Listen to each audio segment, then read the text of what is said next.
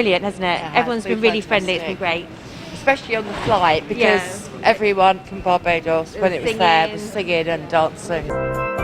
They arrived to the beautiful sounds of Pan at the Argyle International Airport on board a Virgin Atlantic's A330-300 aircraft. This is the first trip to SVG for these excited tourists, and they did not mind the COVID-19 protocols, which are in full effect at all airports in SVG.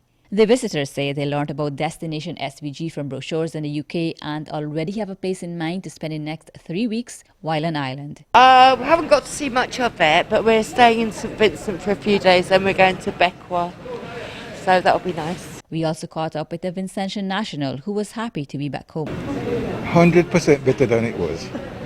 And believe me, she have a long time ago, and we thank God sir for doing it. Because only he who feels it knows it when you have to go Barbados and stick out and hang up. It's a direct thing now.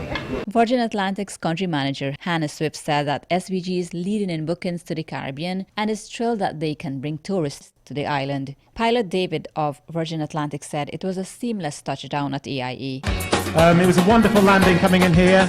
The weather was great, brilliant visibility, and lovely to see all the scenery coming in here. One of the passengers commented that he hopes the twice-weekly flights is sustainable. Fuel prices rising, if it's not used by Vincentians and tourists, then it may not last, but let's hope it does.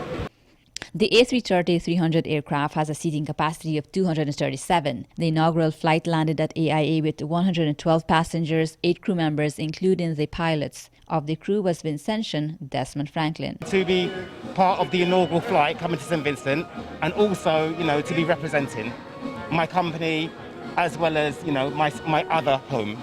So, what could be better? Many onlookers flanked the outskirts of the airport to witness the arrival of Virgin Atlantic, the first transatlantic flight to SVG since the operation of the international airport. Currently, the UK is considered as a very high-risk country for COVID-19 on the Ministry of Health, Wellness and the Environment travellers list. As part of the protocols, persons coming from the UK must arrive with a negative PCR test and must again test on arrival at the AIA. Those who are fully vaccinated must quarantine for 48 hours in a hotel or guest house approved by the Ministry of Health and the Ministry of Tourism. For SVG-TV News, Larissa Pugsley-Kidd.